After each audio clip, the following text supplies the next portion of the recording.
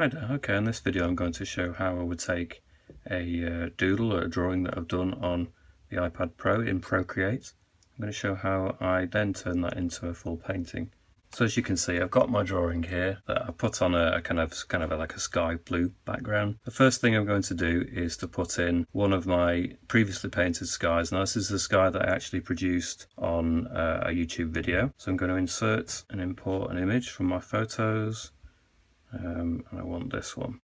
Okay, so if you want to know how to paint a sky like this, I have uploaded a video like I said, if you want to go and check that out first. But for this video I'm just going to place it in without really much more fuss than that. Okay, so I've dropped the painting in for the sky. Next thing I'm going to do is just rearrange the layers slightly, because you can see instantly it's put it on a layer that was on top, because it always does that with a new layer. Generally it puts it above the layer you were just working on. So now I've rearranged it so it goes underneath the drawing, and so now you can see how the merged images work together quite nicely. The next step that I'm going to make is to add some colours to the forms and the branches and the shapes in there, just to sort of further bring them out from the background. But before I do that, actually I think what I need to do is just finish off what will essentially be the land, because I've done the sky and a little sense of the horizon, but what I need to do is just finish the kind of land, or at least fill it in for now so that it's not a distraction. This obviously is the point at which the inserted image cuts off, so I'm just going to go over that area. I'm going to pick an airbrush. May as well leave it on the soft. Actually no, I'll go to the medium brush, and I've got the colour selected, or I'm about to select the colour here. Just zoom in on that, you can see it more clearly. Selecting that colour, and now make sure I'm still on the sky. Yep, okay. Choose the size of the brush, to choose the opacity, and now quite simply I can, just for the sake of filling it in, just to get rid of that blue band at the bottom. I will refine obviously the land and the way it merges in a little bit more effectively later on. But the next stage is to choose a colour. Now I'm going to choose maybe a brown, a kind of darkish colour, to help make these images, the forms, look more like a silhouette in the composition. So like I say, I've chosen a new layer. It's important it goes underneath the drawing, and you'll see why now. So that when I turn my brush size down and paint underneath the form, you see it's not interfering with the drawing. It just gives it a much darker tone, stops it being like a transparent layer and turns it into a solid form.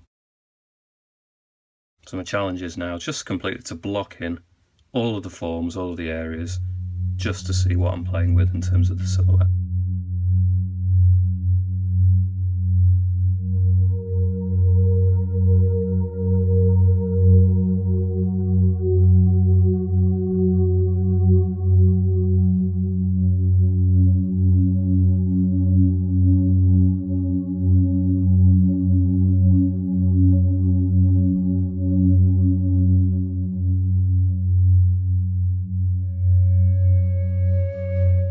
Okay, I think I'm going to work onto some of these shapes now. I want to try and create an effect so that they are emitting light of some sort, like there's a light coming from within them. They are going to be subject to light sources around them too, but I want a light coming from the inside of them too. So I'm going to work on that aspect now. That should take me quite a while just to try and refine that appearance.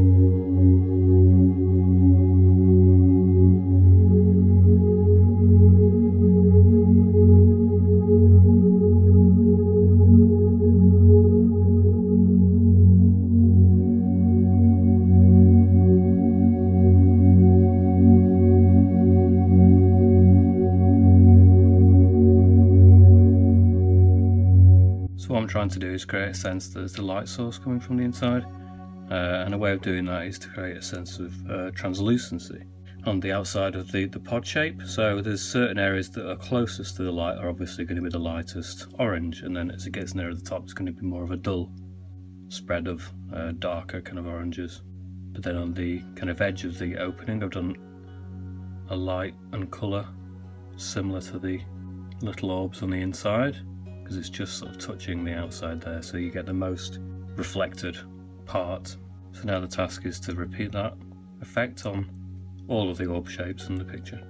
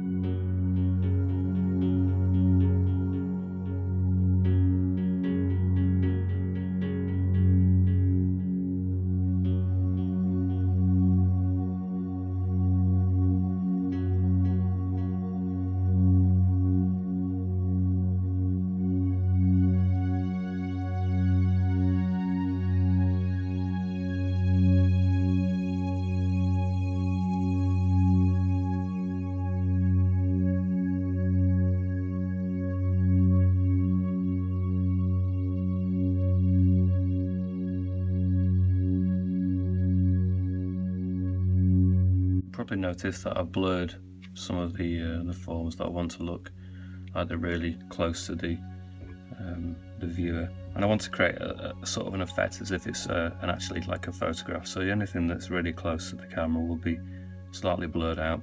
The way I've done that is just select the area that I wanted to change. You need to be careful which layer you are actually adjusting, so if you want to just adjust the things that you've just been working on, and then you can go onto here, use the Gaussian blur, and then you've got a slider here which you can probably see in the example. I don't want to add any more blur because it's something I've already done, but that is the process that I would use. I've also been spending quite a bit of time just creating some of the highlights on the edges of the branches, again like I was doing before on some of the bigger forms, just to create a sense that it's interacting with the background there. I now need to spend a bit of time refining some of the finish and the texture and the colours of some of the bigger branches, as well as setting the tone correctly, because some areas are either too dark at the moment in areas or too light. So I need to adjust those areas to create the correct sense of distance and depth. So most of the work I'm going to do for the colours is on the layer where I've actually added the colour initially. Different ways that I can do that. A quick way that I can adjust an area would be to use this selection tool, the freehand selection tool, just draw around a particular shape that I want to adjust, close that loop, and then I can go on the hue saturation and just turn the darkness down a little bit, make it darker.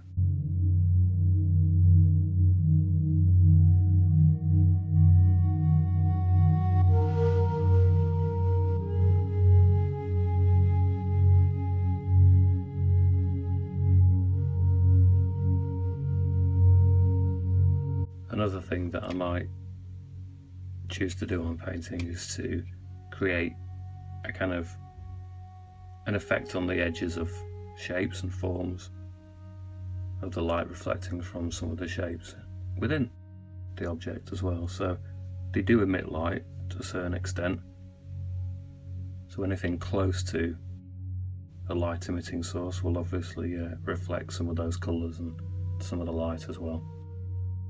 I don't want to go overboard with that, but in places where the object is actually close to a branch or another thing, then I will show the effect of it upon that area.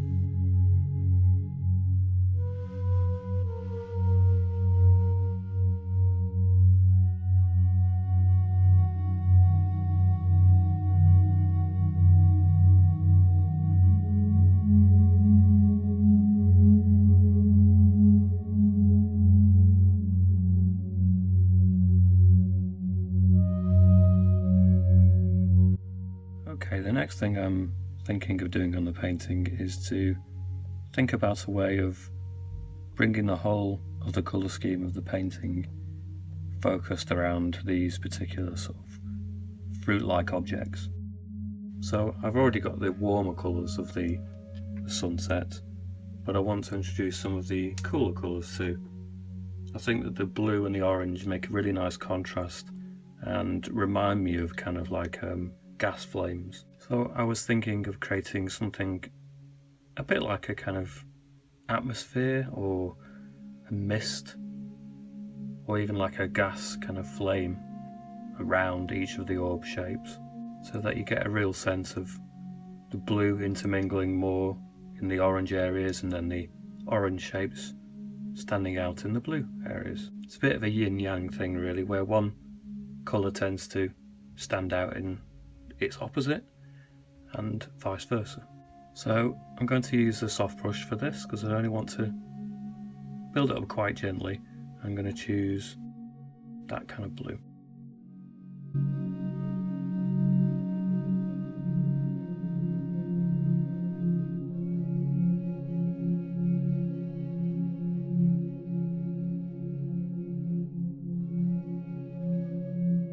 This part of the painting are going to be trying to create a sense that a lot of these objects and these luminescent orbs are going to be almost like a field of them growing as they go off into the distance. So obviously the colours and lights are going to get more diffused and they're going to get smaller as they go off into the distance, and eventually it'll blend into the background. That's the next stage.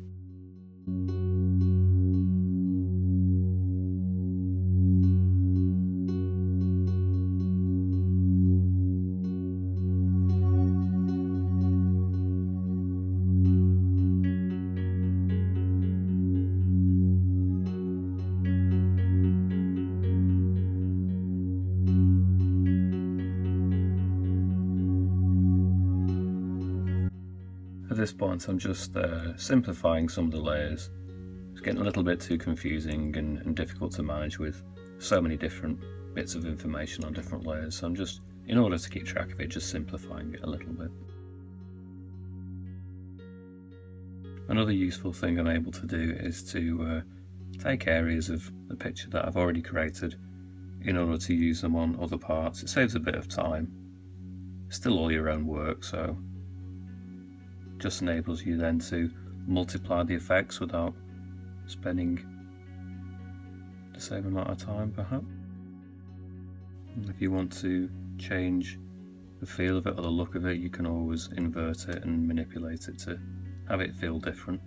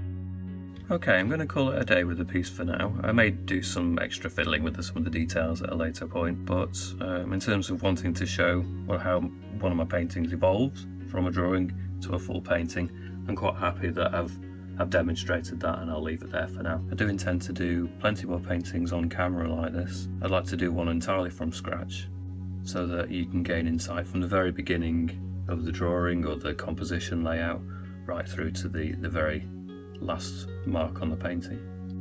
I hope you've enjoyed watching the painting.